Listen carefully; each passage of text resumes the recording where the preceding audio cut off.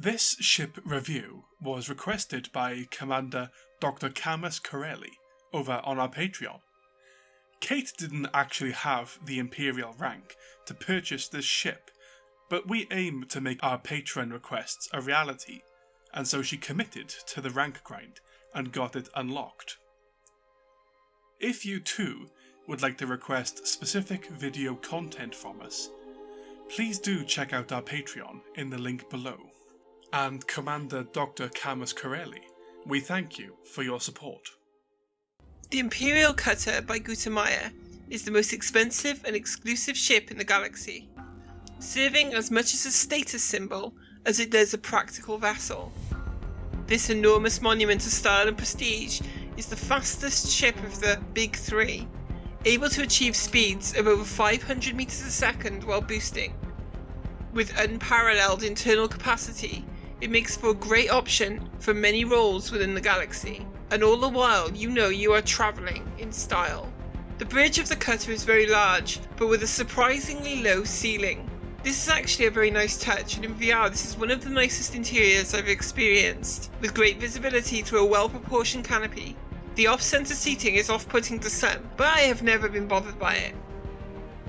In terms of armaments, the cutter is extremely well provisioned, with 2 medium and a huge on the underside of the main hull, 2 large atop the main hull, and 2 medium on the wingtips. This layout is actually very beneficial to AX combat, with the centre hardpoints providing good conversions for Gauss, and the wide hardpoints providing spread for flak. The cutter has enormous armour potential due to its internal capacity, and if you run a shield, the 8 utility slots will also grant a huge boost to shields with boosters. For me though, these will provide additional heat sinks, as I run shieldless. The cutter's main shortcoming is its very poor turn rate. This is perhaps the lowest aiming mobility in the galaxy, and could hinder the cutter's ability to land sustained damage. If too long a gap in fire occurs, the Thargoid hull may regenerate before a heart is exerted. This ship is a shining example of Imperial engineering and class. Let's see how it fares against the Thargoids. First, we face off against the Cyclops.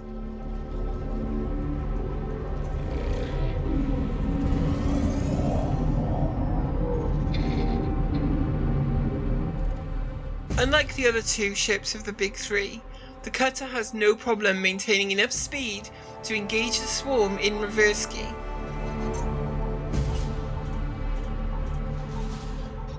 Attacking runs are where the cutter is most challenging due to the poor aiming mobility, but against the Cyclops, attacking runs are short enough for this not to really become a factor.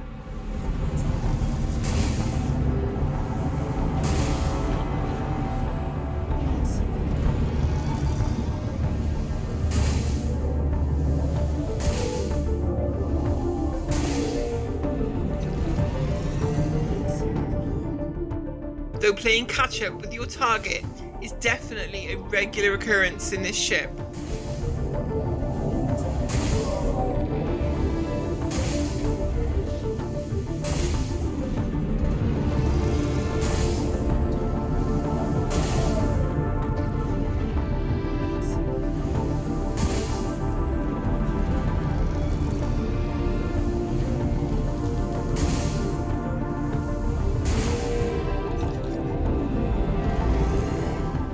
My initial loadout had the large beam on the huge hardpoint underneath, but this would be changed out for a Gauss cannon to provide better convergence.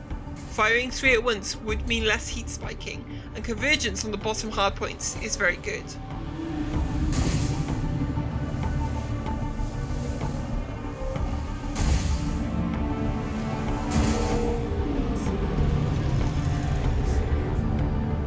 Now, it is possible to perform something of an orbit in this ship, but it must be planned for and anticipated long in advance. And even with these wide deliberate movements, it will decay often.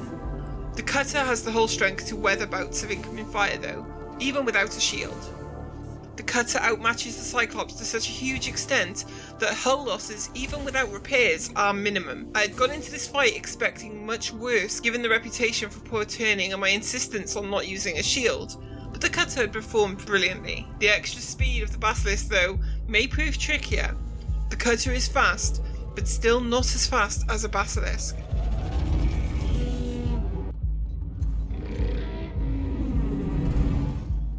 Basilisks maneuver a lot more during close engagements. This does mean having to anticipate wild swings out of view. Boosting will help with getting the target back, but often costs range in the process.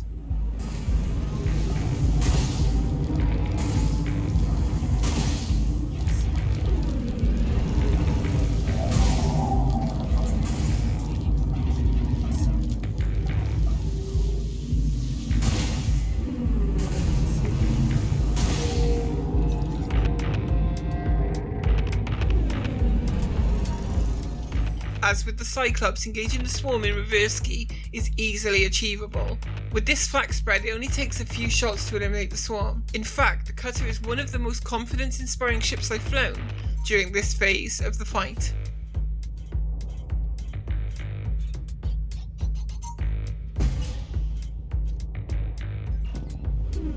And while the Basilisk can dodge and weave, it can't stay outside of the reticle for long enough to avoid being exerted.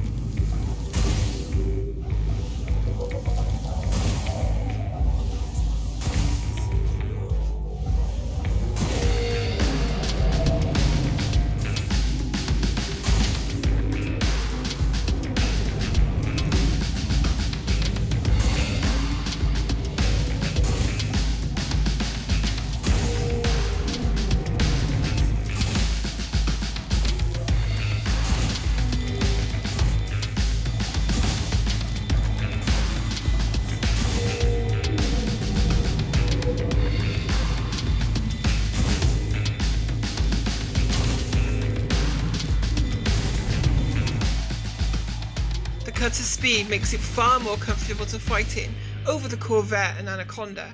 Its aim may be trickier to bring to bear, but the ability to control the flow of the fight makes it a very capable vessel. Next we face the Medusa, where aiming mobility does begin to matter a lot more, with sustained damage needed during longer attacking runs.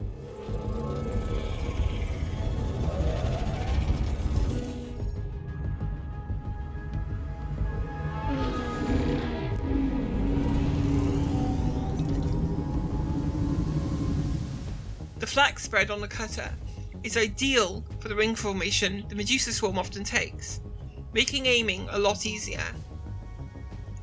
The first attacking run would be all about active manoeuvring. You have to land damage fast enough to overcome the Thargoid hull regeneration.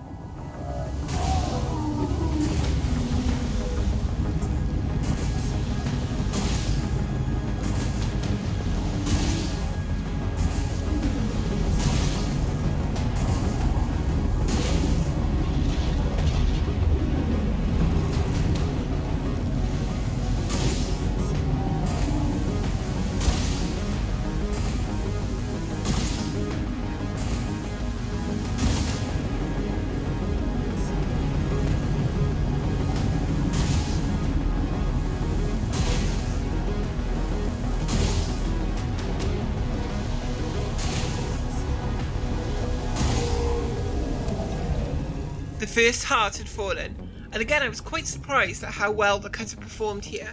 Going into the second, I felt very confident.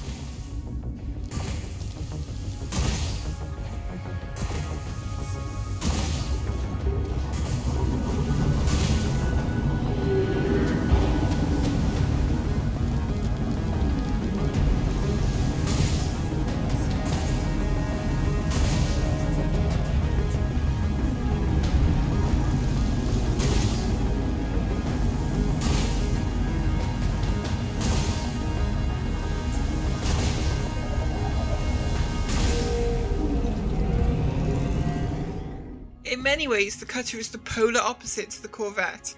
In the Corvette, the attacking runs are easy, but the time between hearts is really tricky. With the cutter, the time between hearts is very relaxed, as the cutter is an extremely capable ship, but the poor aiming mobility makes attacking runs trickier. Having tried both now, I would say that the cutter is actually the superior of the two, and I was certain it would achieve not only victory, but suffer very little damage in the process.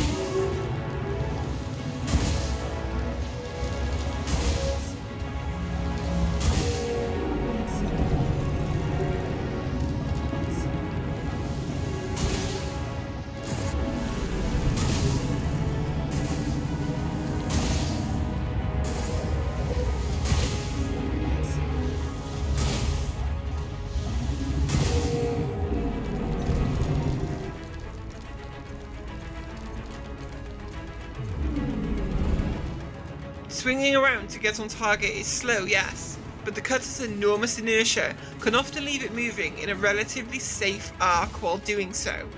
This also allows most lightning attacks to be effortlessly avoided.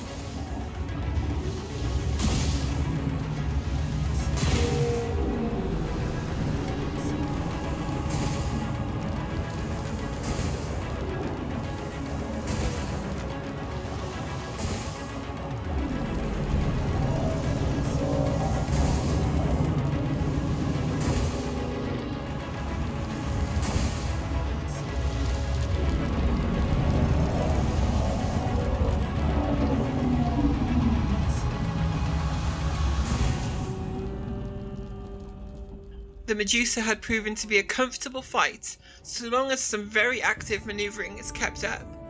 The Hydra would certainly offer more resistance though, with its enormous damage output. Would the cutter's weaker orbiting capabilities let it down?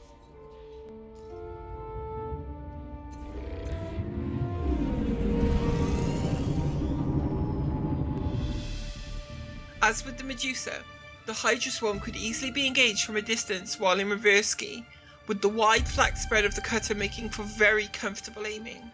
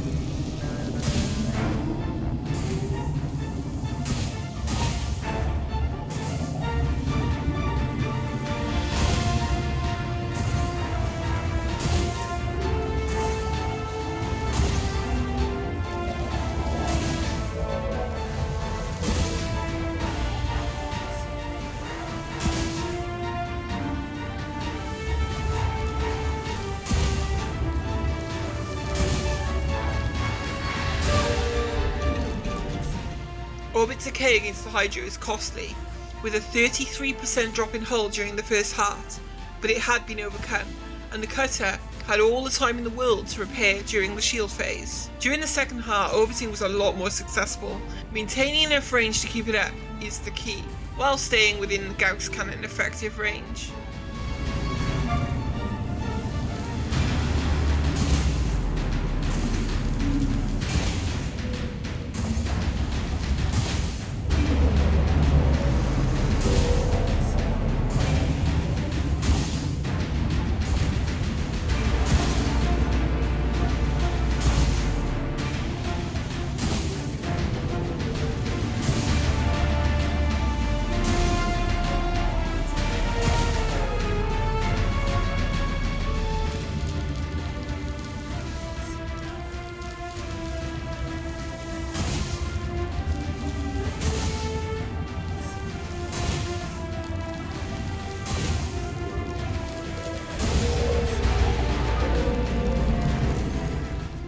Lightning attacks would sometimes be suffered, and the canopy came perilously close to breaking a few times. but every time the cutter pushed on through, I was starting to really grow attached to the ship.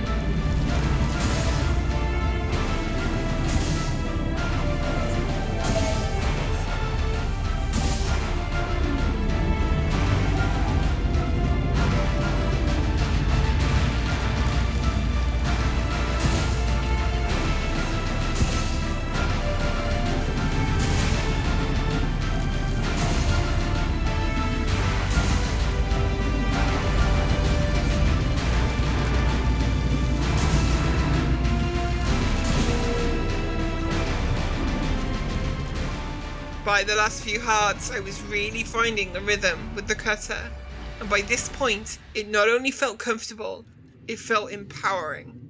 It was bullying the Hydra into submission, while staying relaxed the whole time. The ability to ease off the intensity by escaping when the Hydra shield is up meant every attacking run could be started fresh, something that you just cannot do in the Corvette or Anaconda.